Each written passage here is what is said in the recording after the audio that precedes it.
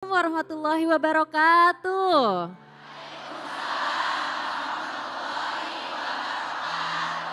Bunda. Alhamdulillah senang sekali saya Zizi Syahab hadir menemani Anda dalam kajian hati.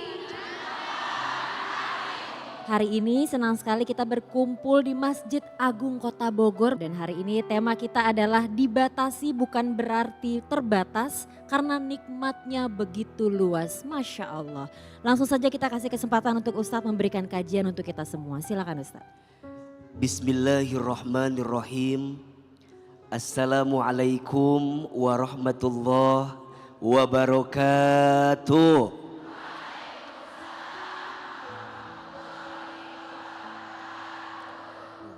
Bunda,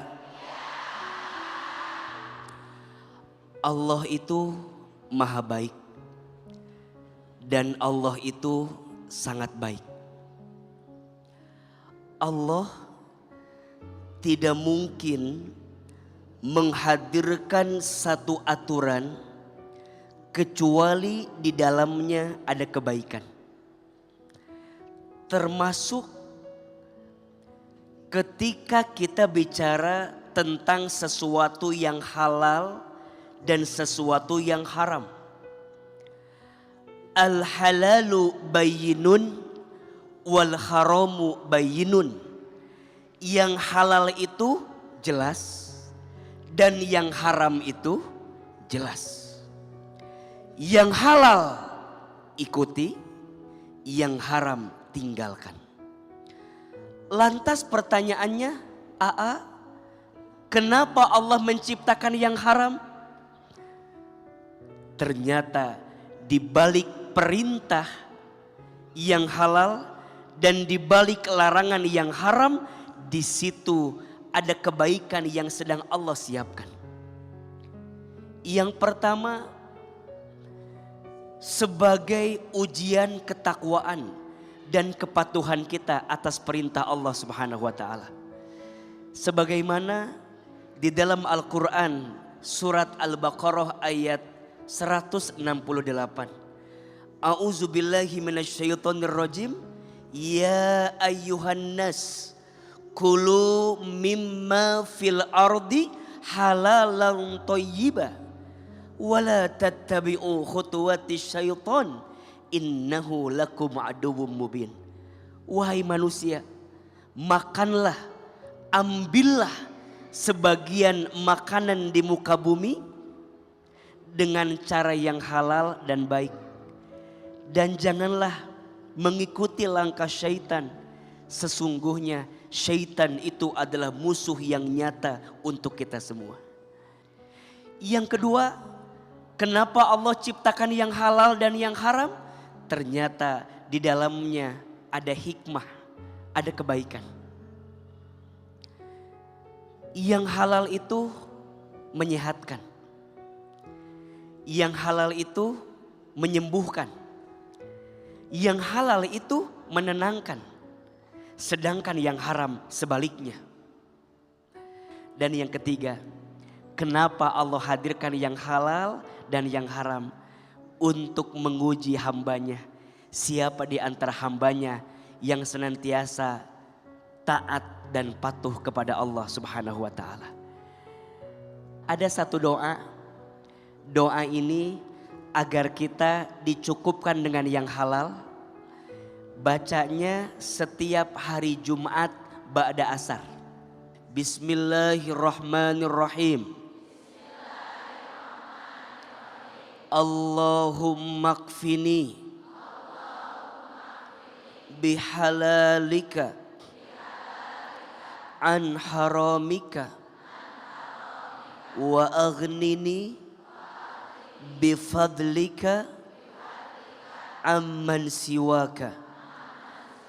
Ya Allah, cukupkan aku dengan yang halal dan jauhkan aku dari yang haram, dan kayakan aku dengan karuniamu daripada aku bergantung kepada selainmu. Amin. Mudah-mudahan kita semua senantiasa hidup dengan yang halal, amin. Dan dijauhkan dari yang haram, amin. Ya Rabbal Alamin. Oke, sekarang waktunya untuk tanya jawab. Siapa bunda di sini yang mau tanya? Wah, boleh. Yang pertama langsung aja kita kasih kesempatannya Mbak untuk bertanya, silahkan. Assalamualaikum warahmatullahi wabarakatuh.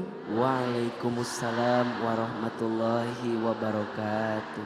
Perkenalkan saya Pak Ustadz, saya Amoy Karamoy. Profesi saya sebagai disc jockey. Saya seorang single mom. Sudah 11 tahun saya menjalani hidup sendiri. Menjadi ibu tunggal untuk anak saya. Sejak anak saya umur 3 tahun dan sekarang anak saya berusia 13 tahun Ustadz. Saya pernah menikah di tahun 2008 dan bercerai di tahun 2014. Pada saat itu saya mencoba belajar dan berusaha menjadi ibu sekaligus ayah untuk putra saya satu-satunya. Dan alhamdulillah saya selalu bersyukur Ustadz. Sampai hari ini saya mampu berdiri di kaki saya sendiri walaupun apa-apa saya jalani sendiri Ustadz. Untuk saat ini saya sedang fokus Ustadz untuk pendidikan dan masa depan anak saya. Sekarang dia sedang saya titipkan di salah satu pondok pesantren agar dia mendapat ilmu agama yang jauh lebih baik daripada saya Ustadz. Saya ingin anak saya tuh kehidupannya jauh lebih baik. Menjadi anak laki-laki yang taat ibadah Ustadz. Dengan profesi saya kadang suka dicibir orang Ustadz. Apalagi seorang DJ dengan dunia malam dan juga dengan identik dengan pakaian yang terbuka Ustadz. Terkadang orang sering bilang uang DJ itu haram Ustadz. Bahkan ada yang nyinyir, mohon maaf Ustadz, karena pakainya terbuka dibilang.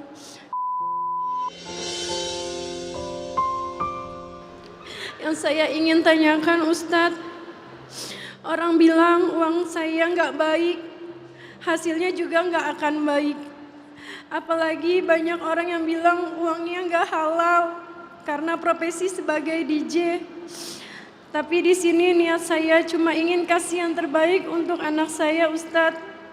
Jadi saya bingung, saya harus bagaimana Ustadz supaya anak saya tetap tumbuh menjadi apa yang saya inginkan, masa depannya jauh lebih baik daripada saya Ustadz.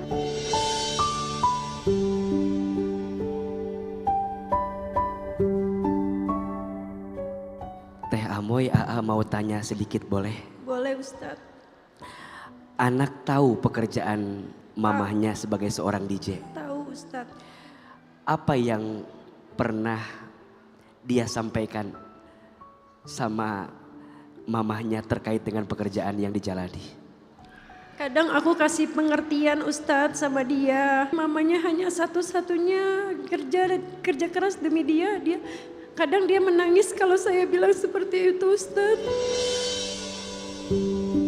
Apa yang ingin Teh Amoy sampaikan sama anak yang lagi di pesantren jika dia menyimak mamanya cerita sama Ahilman di kajian hati? Anakku sayang, pelipurlah hatiku. Sekolah yang rajin, menuntut ilmu, apalannya dijalanin, jangan dengarkan omongan orang, hal-hal yang tidak baik. Di sini mama selalu mensupport, selalu ada di belakangmu di setiap hembusan nafas aku hanya untuk Irji. Ya, mama akan jaga selalu di setiap hembus ini.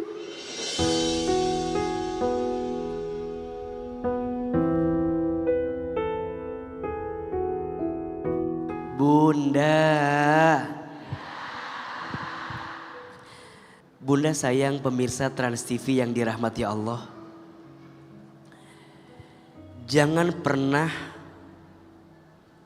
menjudge tentang pekerjaan seseorang sebelum kita tahu apa alasan dia memilih pekerjaan itu.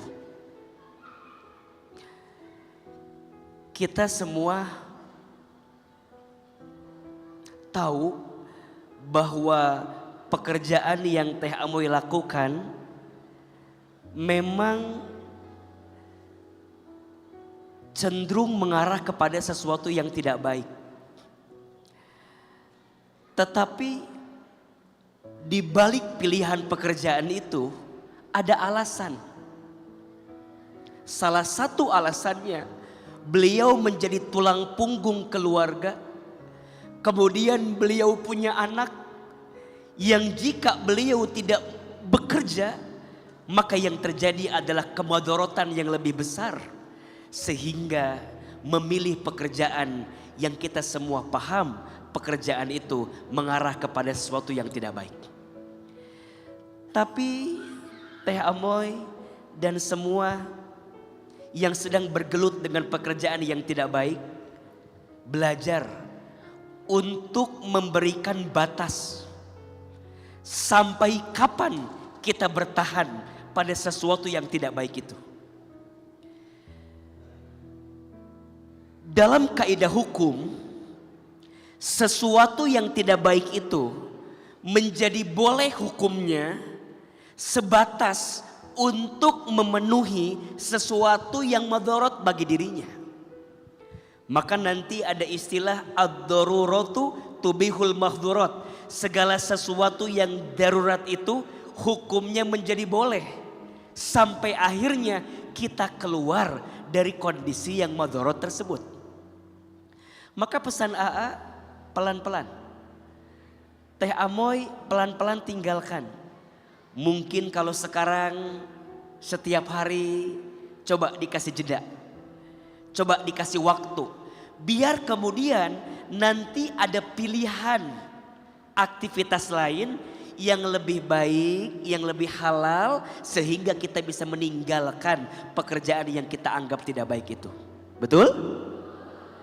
Kenapa Ustaz? Karena bagaimanapun Allahu thayyibun. Wallahu la yuqbalu illa thayyiba. Allah itu maha baik. Dan Allah tidak akan menerima kecuali yang baik-baik. Dan AA paham semuanya berproses dan berprogres. Maka Teh Amoy harus punya waktu. Kira-kira sampai kapan ya aku ada di sana? Kira-kira sampai kapan ya aku bekerja di sana? Kenapa? Kalau tidak ada batasan, kita semakin terlena dengan dunia yang bukan membawa kebaikan untuk kita, tapi malah membawa keburukan untuk kita. Harta yang dihasilkan dari sesuatu yang tidak baik itu akan membawa keburukan. Satu, hilangnya keberkahan.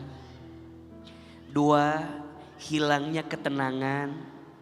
Tiga, jadi sebab sulitnya doa dikabulkan. Satu kali ada seseorang pemuda yang bertanya sama Nabi SAW, "Ya Rasul, perasaan orang itu sering berdoa, perasaan orang itu terus berdoa, kenapa doanya belum dikabulkan?" Apa kata Nabi? Bagaimana Allah mengabulkan doanya? Sedangkan makanannya haram, minumannya haram, pakaiannya haram. Maka hati-hati, sesuatu yang haram yang kamu makan, disitulah jadi sebab kenapa doamu sulit dikabulkan oleh Allah Subhanahu wa Ta'ala. Teh Amoy, hatimu mulia sekali. Ketika punya cita-cita anakmu ingin menjadi anak yang soleh. Ini catatan untuk kita semua. Kita mungkin pernah gak baik, tapi anak kita harus baik. Kita mungkin belum soleh, dan bahkan mungkin gak soleh, tapi kita mau anak kita soleh. Maka beliau memilih pendidikan pesantren untuk anaknya. Walaupun beliau mungkin malu, mungkin beliau berat. Karena pekerjaan yang beliau miliki hari ini, pekerjaan yang mungkin tidak baik. Tapi kadang kita tidak boleh merendahkan seseorang. Karena di balik apa yang dihadirkan ada kemuliaan yang Allah titipkan. Teh Amoy, jangan khawatir dengan rezeki. Terus bersamai anak-anak dengan kebaikan. Maka jangan khawatir meninggalkan sesuatu karena Allah. Karena Allah pasti akan ganti dengan sesuatu yang terbaik. Betul? Lebih baik kehilangan sesuatu karena Allah daripada kehilangan Allah karena sesuatu. Insya Allah ada hikmah dan pelajaran yang sedang Allah titipkan. Insya Allah. Yang bikin aku paling sedih itu kalau misalkan kadang netizen itu ngebulinya tuh kadang bawa-bawa anak, itu yang bikin aku sedih sih. Pengen nguatin dia aja sih, kayak gitu. Kadang kan aku tahu kok dia pasti malu gitu kan. Karena hujatan-hujatan netizen ke mamahnya dengan pakaian mamanya, saya sadar kok anak saya malu pasti. Tapi ya aku selalu kasih tahu ke anak aku gitu, selalu bilang dia gak boleh fokus sama hal-hal yang negatif, dia harus fokus sama hal-hal yang positif aja. Insya Allah pelan-pelan aku berproses bisa meninggalkan dunia malam. Setelah saya mengikuti kajian hati, insya Allah saya makin mantep untuk berproses jauh lebih baik.